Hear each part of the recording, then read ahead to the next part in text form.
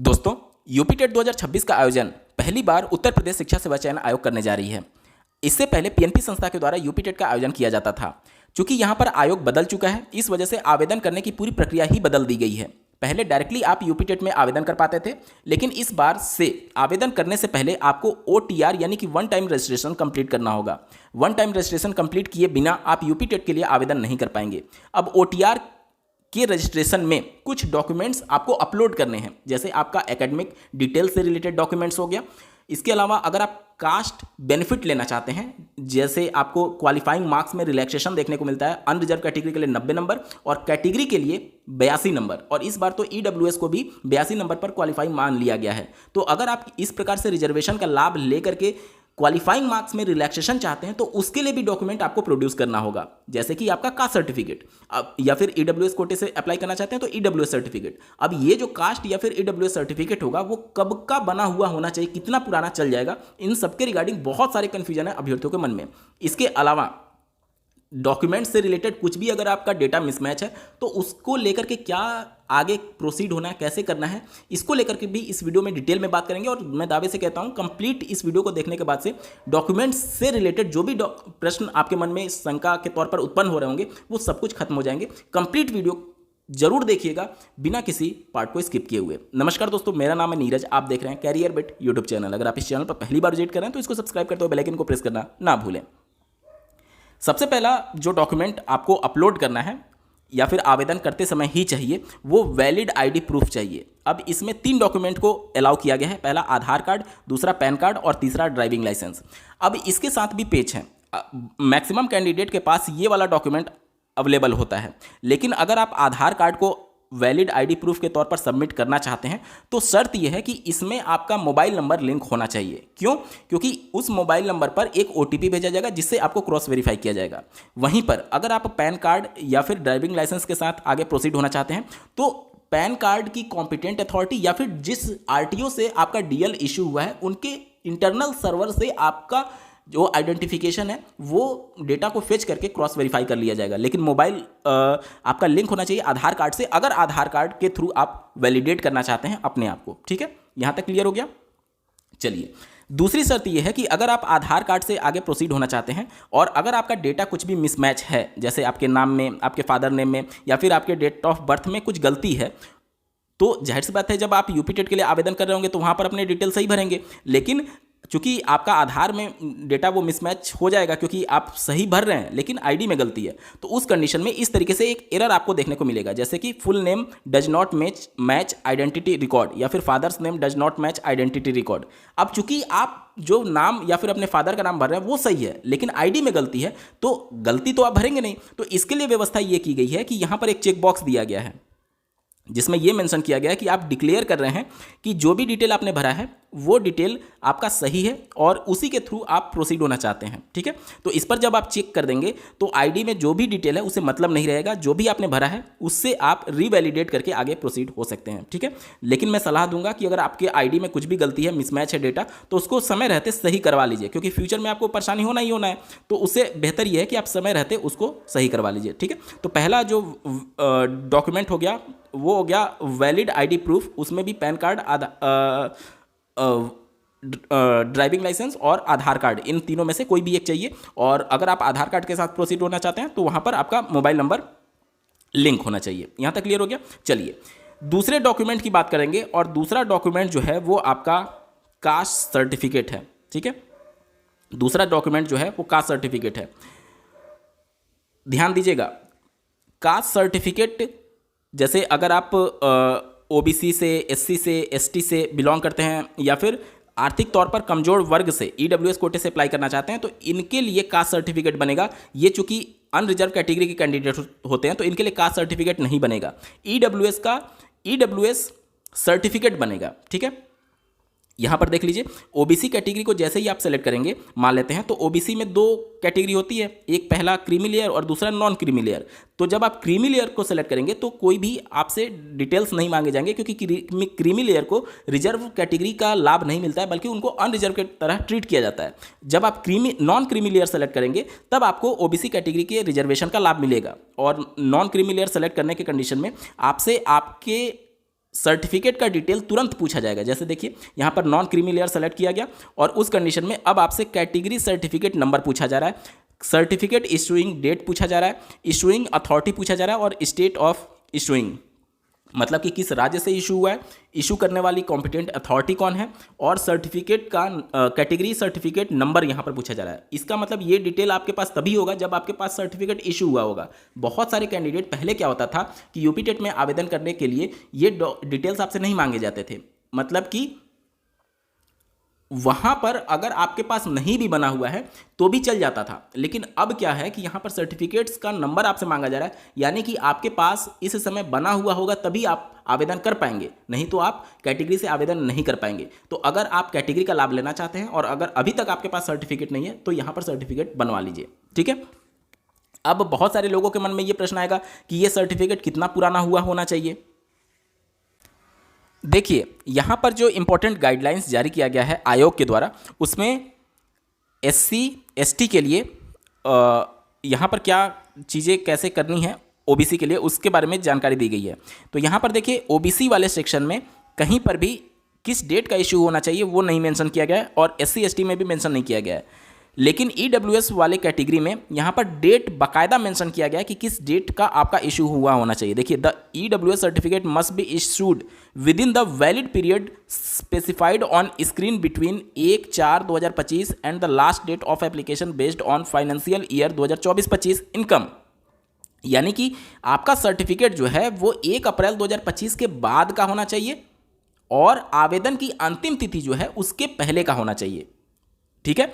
तो इसके पहले के डेट का EWS का सर्टिफिकेट आपका वैलिड नहीं है, लेकिन OBC SC ST के कंडीशन में ऐसा कोई भी डेट यहाँ पर मेंशन नहीं किया गया है। तो OBC वाला अगर जनरली देखिए OBC का कास्ट सर्टिफिकेट जो इशू होता है वो भी इनकम के बेस पर इशू होता है और आपके सर्टिफिकेट में मेंशन होता है कि लगातार 3 वर्षों में इनकी परिवार की सालाना आय 8 लाख से अधिक नहीं है। तो इनकम सर्टिफिकेट के आधार पर ही ये चूंकि सर्टिफिकेट इशू हो रहा है OBC वाला, इस वजह से यहाँ पर ये माना जाता है कि 3 साल तक इसकी वैलिडिटी मानी जाती है। हालांकि वैलिडिटी तो सिर्फ और सिर्फ 1 वर्ष के लिए ही होता है, लेकिन कई बार अलग अलग संस्थाएं क्या होती हैं, आयोग क्या होता है कि एक सेल्फ डिक्लेरेशन आपसे ले लेते हैं कि 8 लाख से इनकम मेरी अधिक नहीं हो रही है और आपके उसी OBC वाले कास्ट सर्टिफिकेट को अलाउ कर देते हैं। लेकिन चूंकि यहाँ पर कोई भी डेट मेंशन नहीं किया गया, इस वजह से ये क्लियर नहीं कहा जा सकता कि पुराना वाला ये नहीं मानेंगे, क्योंकि डेट इन्होंने मेंशन ही नहीं किया है। EWS के लिए क्लियर मेंशन कर दिया है कि 1 अप्रैल 2025 के बाद का बना होना चाहिए और आवेदन की अंतिम तिथि से पहले का बना होना चाहिए। और SC ST और OBC के लिए कोई भी डेट इन्होंने मेंशन नहीं किया है। अगर आपका ऑनलाइन वेरीफाई हो जा रहा है तो उस डॉक्यूमेंट के साथ आप आगे प्रोसीड हो सकते हैं, लेकिन कोशिश करिए कि जितना नया से नया हो उतना आपके लिए बेहतर होगा। मतलब कि अगर 3 साल से कम समय का पुराना है तो बहुत अच्छा है, और अगर बहुत पुराना है तो कोशिश करके उसको रिन्यू करा लीजिए। हफ्ते 10 दिन में वो रिन्यू हो जाएगा। अभी आवेदन के लिए बहुत समय बाकी है, तो इतने समय में आपका रिन्यू होकर के नए डॉक्यूमेंट के साथ आप आगे प्रोसीड हो सकते हैं, ठीक है। चलिए, लेकिन कोई भी डेट मेंशन नहीं किया गया। OBC SC ST के लिए तो कुछ भी डेट होता नहीं, क्योंकि इनकम के क्राइटेरिया से उनका कुछ भी लेना देना नहीं है। एक बार जो आपकी जाति तय हो गई वो लाइफ टाइम के लिए वैलिड है, लेकिन नया उस कंडीशन में भी माना जा सकता है। क्यों?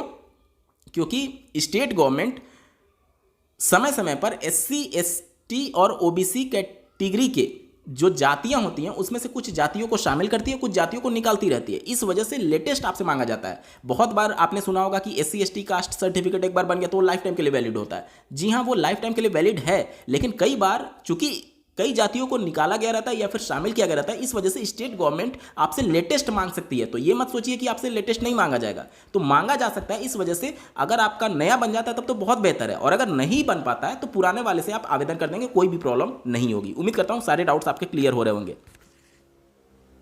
2 डॉक्यूमेंट हमने देख लिया, एक तो वैलिड ID प्रूफ आपका चाहिए और दूसरा कास्ट सर्टिफिकेट चाहिए। और अगर आप PWD कोटे से अप्लाई करना चाहते हैं तो PWD का भी सर्टिफिकेट आपसे मांगा जाएगा। इसके अलावा एकेडमिक डिटेल्स में आपको किन किन डिटेल्स को भरना है और डॉक्यूमेंट्स आपको चाहिए, 10वीं 12वीं स्नातकोत्तर, स्नातक, स्नातकोत्तर और प्रशिक्षण योग्यता। अब जरूरी नहीं है कि स्नातक किसी ने नहीं किया हुआ है और वो पेपर 1 का अप्लाई करना चाहता है तो वो अप्लाई नहीं कर पाएगा, ऐसा नहीं है।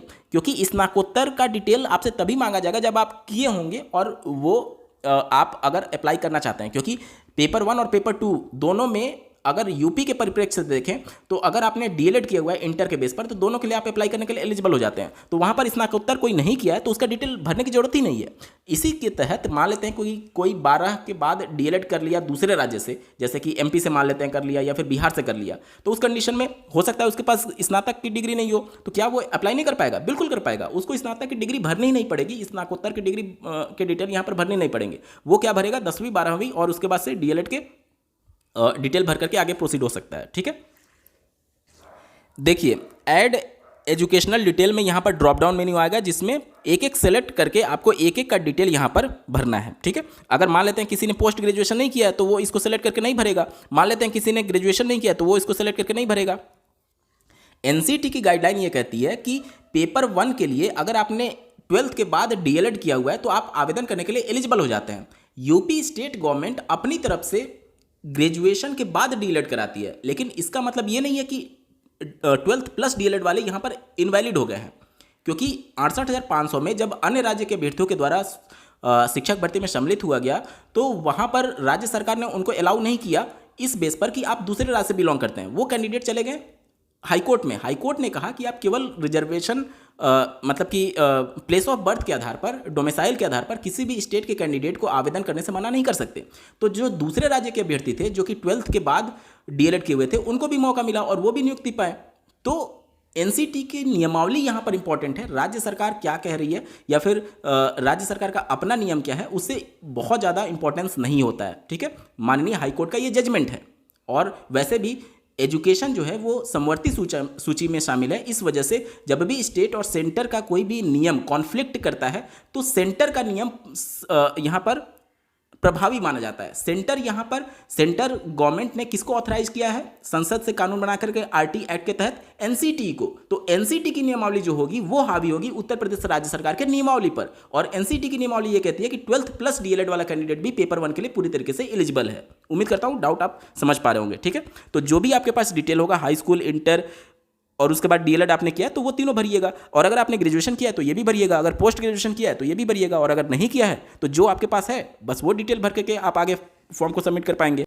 आवेदन करते समय आपसे लाइव इमेज भी लिया जाएगा, साथ ही साथ फोटो और सिग्नेचर अपलोड भी करना है। फोटो और सिग्नेचर के लिए यहाँ पर देखिए, फोटो के लिए 3 से लेकर के 300 KB के बीच और सिग्नेचर के लिए 10 से लेकर के 200 KB के बीच यहाँ पर साइज होना चाहिए। ठीक है, ऑथेंटिकेट करने के लिए 3 आईडी प्रूफ एक्सेप्टेबल था, लेकिन आईडी प्रूफ को लगाने के लिए यहाँ पर और भी ज़्यादा ऑप्शन आपको देखने को मिलेगा, जैसे voter ID, PAN card, driving licence, passport, Aadhaar card और बैंक पासबुक विद फोटो। इनमें से कोई भी एक सेलेक्ट करेंगे और उसको आपको अपलोड करना होगा उस डॉक्यूमेंट को। ठीक है, उसके बाद से 10th का मार्कशीट यहाँ पर अपलोड करना है पीडीएफ फॉर्मेट में।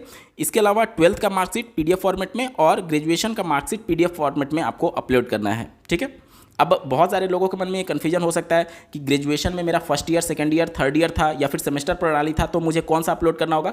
आपका जो फाइनल सेमेस्टर या फिर फाइनल ईयर का जो मार्कशीट है जिसमें सारे ईयर या फिर सारे सेमेस्टर्स के मार्क्स वहाँ पर मेंशन होते हैं, वो वाला मार्कशीट यहाँ पर आपको अपलोड करना है। इसके साथ ही साथ एक सेल्फ डिक्लेरेशन आपको लिखना होगा एक वाइट पेपर पर। देखिए, ये घोषणा पत्र है जो कि आवेदन करते समय आपको स्क्रीन पर दिखाया जाएगा और इसी को हूबहू अपने हैंडराइटिंग में आपको एक पेज पर लिखना है, उसका इमेज लेना है और इसको भी अपलोड करना होगा आपको। ठीक है, इस सबको सक्सेसफुली सबमिट करने के बाद से आपका ओटीआर रजिस्ट्रेशन कंप्लीट होगा। ओटीआर कंप्लीट होने के बाद से अप्लाई नाउ का ऑप्शन आपको आ जाएगा, जिसमें यूपी टेट 2026 के लिए आप ऑनलाइन आवेदन कर सकते हैं। तो अगर पूरे वीडियो को मैं समराइज करूं तो क्या क्या डॉक्यूमेंट्स आपको चाहिए? वैलिड आईडी प्रूफ चाहिए, इसके अलावा आपका कास्ट सर्टिफिकेट चाहिए। ठीक है, और अगर आप ईडब्ल्यूएस कोटे से बिलोंग करते हैं तो ईडब्ल्यूएस जो होगा वो 1 अप्रैल 2025 के बाद का बना होना चाहिए और आवेदन करने की अंतिम तिथि से पहले का बना होना चाहिए। कास्ट में ओबीसी, एससी, एसटी के लिए कोई भी डेट मेंशन नहीं किया गया है, यानी कि कितना भी पुराना हो वो एक्सेप्टेबल है। ऑनलाइन आपका वेरीफाई हो जाना चाहिए, लेकिन कोशिश करिएगा जितना नया हो उतना आपके लिए बेटर है। लेकिन पुराना भी है तो कोई घबराने की आवश्यकता नहीं, वो चल जाएगा क्योंकि डेट यहाँ पर मेंशन नहीं किया गया है। इसके अलावा अगर आप फिजिकली हैंडीकैप्ड कोटे से आते हैं तो पीडब्ल्यूडी कोटे के लिए भी सर्टिफिकेट आपके पास होना चाहिए। इसके अलावा जो भी आपके पास एकेडमिक डिटेल्स हैं वो सब भी डॉक्यूमेंट आपके पास होना चाहिए। फाइनल मार्कशीट जिसमें आपका 10th का, 12th का, इसके अलावा ग्रेजुएशन का होना चाहिए। और अगर आप डीएलएड या फिर बीएड अपीयरिंग में है, तो चूंकि अपीयरिंग वाले भी कैंडिडेट अप्लाई कर पाएंगे, तो उनके लिए फाइनल मार्कशीट तो अभी मिला नहीं होगा, तो उस कंडीशन में उसके डिटेल यहाँ पर नहीं मांगे जाएंगे अगर आप अपीयरिंग को यहाँ पर सेलेक्ट करते हैं तो। ठीक है, तो ये सारे डिटेल आपके पास करंट में होना चाहिए। ठीक है, तो अगर आप कास्ट सर्टिफिकेट नहीं है और बेनिफिट लेना चाहते हैं तो आप कास्ट सर्टिफिकेट बनवा लीजिए। और ईडब्ल्यूएस कोटे से अगर आप अप्लाई करना चाहते हैं तो निश्चित तौर पर आपको ईडब्ल्यूएस का लेटेस्ट वाला बनवा लेना चाहिए, अगर नहीं है तो। उम्मीद करता हूं आपके सारे डाउट्स क्लियर हो गए होंगे। बावजूद इसके अगर आपका कोई प्रश्न रह जाता है, कोई डाउट रह जाता है, तो कमेंट के माध्यम से पूछ सकते हैं। आपको ये वीडियो कैसा लगा, मेरा एफर्ट कैसा लगा, कमेंट के माध्यम से जरूर बताइएगा। और ऐसे ही महत्वपूर्ण अपडेट के लिए चैनल को सब्सक्राइब करना ना भूलें। इस वीडियो को देखने के लिए आपका बहुत बहुत धन्यवाद। भगवान करे आपका दिन शुभ हो।